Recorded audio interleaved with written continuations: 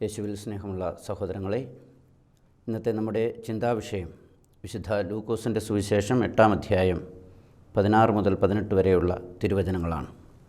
അവിടെ നമ്മൾ ഇപ്രകാരം വായിക്കുന്നു: ആരും വിളക്ക് കൊളുത്തി പാത്രം കൊണ്ട് മൂടുകയോ കട്ടിലിനടിയിൽ വയ്ക്കുകയോ ചെയ്യുന്നില്ല. മറിച്ച് അകത്ത് പ്രവേശിക്കുന്നവർക്ക് വെളിച്ചം കാണാൻ അത് പീഠത്തിന്മേൽ വയ്ക്കുന്നു. മറഞ്ഞിരിക്കുന്നതൊന്നും വെളിപ്പെടാതിരിക്കുകയില്ല. അറിയപ്പെടാതെയും വെളിച്ചത്ത് വരാതെയും ഇരിക്കുന്ന രഹസ്യവുമില്ല. ആകയാൽ നിങ്ങൾ എപ്രകാരമാണ് കേൾക്കുന്നതെന്ന് സൂക്ഷിച്ചുകൊള്ളുവിൻ. എന്തെന്നാൽ ഉള്ളവന് പിന്നെയും നൽകപ്പെടും, ഇല്ലാത്തവനിൽ നിന്ന് ഉണ്ടെന്നവൻ വിചാരിക്കുന്നത് കൂടെയും എടുക്കപ്പെടും. ഈ വചനഭാഗത്ത് 3 കാര്യങ്ങളാണ് ഈശോ പറയുന്നത്. ഒന്നാമതായിട്ട്, വിളക്ക് കൊളുത്തി എവിടെയാണ് വയ്ക്കുക? അത് കട്ടിലിൻ്റെ അടിയിൽ വയ്ക്കാറില്ല, പാത്രം കൊണ്ട് മൂടാറില്ല. മറിച്ച് എല്ലാവർക്കും പ്രകാശം നൽകുവാൻ അത് പീഠത്തിന്മേൽ വയ്ക്കുകയാണ് പതിവ്. രണ്ടാമതായിട്ട് ഈശോ പറയുന്നത്, നിങ്ങൾ എങ്ങനെയാണ് കേൾക്കുന്നത്, എപ്രകാരമാണ് കേൾക്കുന്നത് എന്ന് സൂക്ഷിക്കുക. മൂന്നാമത് പറയുന്ന കാര്യം അല്പം വിവാദമായി നമുക്ക് തോന്നാം. ഈശോ പറയുന്നു, ഉള്ളവന് നൽകപ്പെടും, ഇല്ലാത്തവനിൽ നിന്ന് ഉണ്ടെന്ന് അവൻ കരുതുന്നത് കൂടെയും എടുക്കപ്പെടും. ഈ 3 കാര്യങ്ങളെ ഒരു വിഷയവുമായി ബന്ധപ്പെടുത്തി എൻ്റെ ചിന്ത പങ്കുവയ്ക്കുവാൻ ആഗ്രഹിക്കുകയാണ്. ദൈവവചനം എന്ന വിഷയത്തോട് ബന്ധപ്പെടുത്തി ഈ 3 കാര്യങ്ങളെയും സമന്വയിപ്പിക്കാൻ ശ്രമിക്കുകയാണ് ഞാൻ. ദൈവവചനം അത് ശക്തമാണ് എന്ന് നമുക്കറിയാം. ജെറമ്യാ പ്രവചനം 1-ാം അധ്യായം 11-12 വാക്യങ്ങളിൽ ദൈവം ജെറമ്യായോട് ചോദിക്കുന്നു, നീ എന്ത് കാണുന്നു? ജെറമ്യാ പറയുന്നു, ഞാൻ ഒരു ജാഗ്രതാ വൃക്ഷത്തിൻ്റെ ശാഖ കാണുന്നു. ദൈവം മറുപടിയായിട്ട് പറഞ്ഞു, നീ കണ്ടത് ശരി തന്നെ. എൻ്റെ വചനം നിവൃത്തിയാകുവാൻ ഞാൻ ജാഗ്രതയോടെ കാത്തിരിക്കുന്നു. അപ്പോൾ ദൈവത്തിൻ്റെ വചനം നിവൃത്തിയാകുവാൻ ദൈവം ജാഗ്രതയോടെ കാത്തിരിക്കുകയാണ്. എൻ്റെ വചനം അഗ്നി പോലെയാണ്, പാറയെ തകർക്കുന്ന കൂടം പോലെയാണ് എന്ന് ജെറമ്യാ പ്രവചനം 23-ാം അധ്യായം 29-ാം വചനത്തിൽ നമ്മൾ കാണുന്നുണ്ട്.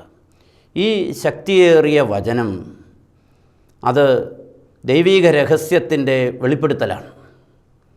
മനുഷ്യൻ്റെ ബുദ്ധിക്ക് അഗ്രാഹ്യമായ ഏറ്റവും വലിയ രഹസ്യം ദൈവം എന്ന രഹസ്യം തന്നെയാണ്. അതുകൊണ്ടാണ് ദൈവം മനുഷ്യനായതും മനുഷ്യനായ ഈശോ പീഡകൾ സഹിച്ചതും കുരിശിൽ മരിച്ചതും ഉയിർത്തെഴുന്നേറ്റതുമായ കാര്യങ്ങളെ നമ്മൾ രഹസ്യം എന്നാണ് വിശേഷിപ്പിക്കുന്നത്. അവ പെസഹ രഹസ്യമാണ്.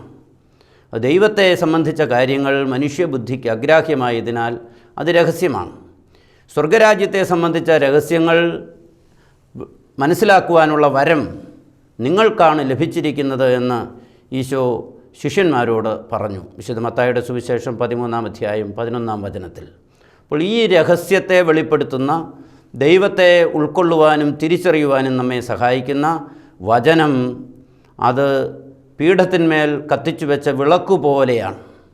അതെല്ലാവർക്കും പ്രകാശം നൽകുന്നത് പോലെ വചനം നമ്മുടെ ജീവിതത്തിൽ നമ്മൾ ഉൾക്കൊണ്ട് കഴിഞ്ഞാൽ അത് മറ്റുള്ളവർക്ക് പ്രകാശം നൽകുവാനായിട്ടുള്ളതാണ്. വചനം ഒളിച്ചു വെക്കാനുള്ളതല്ല. വചനം ജീവിതത്തിൽ ഉൾക്കൊണ്ടിട്ട് അത് ഒളിച്ചു വയ്ക്കുവാൻ പാടില്ല. അത് പീഠത്തിന്മേൽ വയ്ക്കണം, കട്ടിലിൻ്റെ അടിയിൽ വയ്ക്കാൻ പാടില്ല, അത് മൂടി വയ്ക്കുവാൻ പാടില്ല. അത് പ്രകാശം നൽകുന്ന ശക്തി സ്രോതസ്സായി ജീവിതത്തിൽ ഉയർന്നു നിൽക്കണം. ഈശോ വീണ്ടും പറഞ്ഞു, എങ്ങനെയാണ് നിങ്ങൾ കേൾക്കുന്നത് എന്ന് സൂക്ഷിച്ചു കൊള്ളുവിൻ.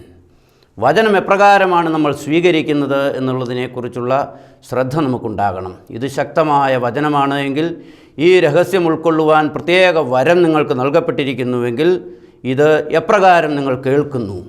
നാടൻ ഭാഷയിൽ നമ്മൾ പറയും, ഒരു ചെവിയിലൂടെ കേട്ട് മറു ചെവിയിലൂടെ കളയുന്ന രീതി. അപ്പോൾ വചനം അങ്ങനെ കേട്ടുപോകാനുള്ളതല്ല. നിങ്ങൾ വിലയിരുത്തണം, നമ്മുടെ ജീവിതങ്ങളിൽ വചനം എപ്രകാരം നമ്മൾ സ്വീകരിക്കുന്നു, അതെപ്രകാരമാണ് നിങ്ങൾ കേൾക്കുന്നത് എന്ന് നിങ്ങൾ സൂക്ഷിച്ചു കൊള്ളണം. അപ്പോൾ ജാഗ്രതയോടെ വചനത്തെ സമീപിക്കുവാനും അത് ശ്രദ്ധയോടെ സ്വീകരിക്കുവാനും നമുക്ക് കഴിയണം. സത്യം സത്യമായി ഞാൻ നിങ്ങളോട് പറയുന്നു, നിങ്ങൾ ശ്രദ്ധിച്ചു കേൾക്കുവിൻ എന്നൊക്കെ ഈശോ പറയുന്നത് ഇതെപ്രകാരം നമ്മൾ സ്വീകരിക്കുന്നു എന്നതിനെ സംബന്ധിച്ചുള്ള തിരിച്ചറിയൽ ഉണ്ടാകുവാൻ വേണ്ടിയാണ്. അവസാനമായിട്ട് ഈശോ പറയുന്നത്, ഉള്ളവന് നൽകപ്പെടും, ഇല്ലാത്തവനിൽ നിന്ന് ഉണ്ടെന്നവൻ കരുതുന്നത് കൂടെയും എടുക്കപ്പെടും. സ്നേഹമുള്ളവരെ, ദൈവവചനത്തെ സംബന്ധിച്ചിടത്തോളം, അതിനെ ഉപാസിക്കുന്നവരെ സംബന്ധിച്ചിടത്തോളം, അത് അനുദിനം ധ്യാനിക്കുന്നവരെ സംബന്ധിച്ചിടത്തോളം, അതിനെ ജീവിതത്തിൽ ഉൾക്കൊള്ളുന്നവരെ സംബന്ധിച്ചിടത്തോളം വീണ്ടും വീണ്ടും വചനം നമ്മുടെ ജീവിതത്തിൽ ഇതിൻ്റെ ആഴമേറിയ അർത്ഥങ്ങൾ നമുക്ക് വെളിപ്പെട്ട് കിട്ടും. അപ്പോൾ ദൈവവചനത്തെ നമ്മൾ സമീപിക്കുന്നതിൻ്റെ ആ ഒരു പ്രത്യേകമായ മനോഭാവം അനുസരിച്ചാണ് അതിൻ്റെ ആഴമേറിയ അർത്ഥങ്ങൾ നമുക്ക് വെളിപ്പെട്ട് കിട്ടുക. വചനത്തെ നമ്മൾ തീഷ്ണതയോടെ സ്നേഹിക്കുകയും ഉൾക്കൊള്ളുകയും ചെയ്യുമ്പോൾ അതിൻ്റെ തീവ്രമായ രഹസ്യാത്മകത നമുക്ക് വെളിപ്പെട്ട് കിട്ടും. പുതിയ വചനങ്ങൾ, പുതിയ വചനാഭിമുഖ്യങ്ങൾ നമുക്കുണ്ടാകും. മറിച്ച് വചനം എനിക്ക് സ്വീകാര്യമാണ്, ഞാൻ സ്വീകരിച്ചിരിക്കുന്നു, എൻ്റെ ജീവിതത്തിൽ വചനമുണ്ട് എന്ന് കരുതുകയും എന്നാൽ യഥാർത്ഥത്തിൽ വചനത്തെ ഉപാസിക്കാതിരിക്കുകയും ചെയ്യുന്നവരെ സംബന്ധിച്ചിടത്തോളം അവർ ജീവിതത്തിൽ ഉണ്ടെന്നവർ കരുതുന്ന വചനം പോലും അവർക്ക് നഷ്ടപ്പെടും. ശൂന്യതയുടെ മക്കളായി അവർ മാറും. അതുകൊണ്ട് ദൈവവചനത്തെ തീഷ്ണതയോടെ സ്വീകരിക്കുവാനും ഉൾക്കൊള്ളുവാനും നമുക്ക് കഴിയണം എന്നുള്ള വലിയ ബോധ്യമാണ് ഈ വചനം നമ്മുടെ മുമ്പിൽ അവതരിപ്പിക്കുന്നത്. മലയാളത്തിലെ ഒരു കവിതയിലെ, കുട്ടിക്കവിതയിൽ നമ്മളിങ്ങനെ വായിക്കുന്നുണ്ട്: പുറത്തിരുട്ടകറ്റുവാൻ കൊളുത്തണം വിളക്കുനാം. അപ്പോൾ പുറത്തെ ഇരുട്ടിനെ, അന്ധകാരത്തെ ഇല്ലാതാക്കുവാൻ നമ്മൾ വിളക്ക് കൊളുത്തി വയ്ക്കണം. പുറത്തിരുട്ടകറ്റുവാൻ കൊളുത്തണം വിളക്കുനാം. അകത്തിരുട്ടകറ്റുവാൻ അക്ഷരം പഠിക്കണം. അകത്തെ ഇരുട്ടിനെ അകറ്റണമെങ്കിൽ അക്ഷരം പഠിക്കുകയാണ് വേണ്ടത്.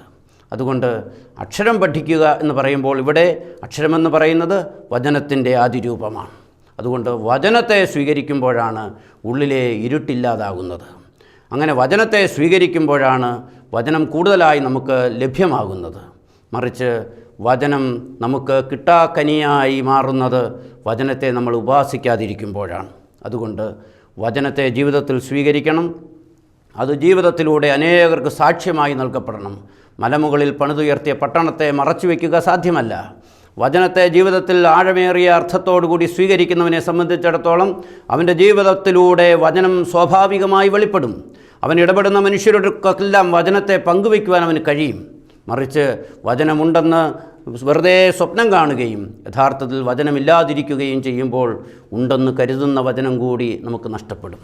അതാണ് ഈശോ പറയുക. അതുകൊണ്ട് സ്നേഹമുള്ളവരെ, കർത്താവ് നമ്മളെ ഈ ദിവസം പ്രത്യേകമായി ഓർമ്മിപ്പിക്കുന്നത് വചനത്തോടുള്ള നിൻ്റെ ആഭിമുഖ്യം എത്രമാത്രമുണ്ട്, എപ്രകാരമാണ് എന്ന് നീ വിലയിരുത്തണം. വചനം എങ്ങനെ കേൾക്കുന്നു എന്നുള്ളതിനെക്കുറിച്ച് നീ സൂക്ഷിക്കണം. ഇല്ലെങ്കിൽ ഉണ്ടെന്ന് കരുതുന്ന വചനം പോലും നിനക്ക് നഷ്ടമാകാൻ സാധ്യതയുണ്ട് എന്നുള്ള മുന്നറിയിപ്പാണ് കർത്താവ് ഈ വചനത്തിലൂടെ നമുക്ക് നൽകുന്നത്. പിതാവിൻ്റെയും പുത്രൻ്റെയും പരിശുദ്ധാത്മാവിൻ്റെയും നാമത്തിൽ ആമീൻ.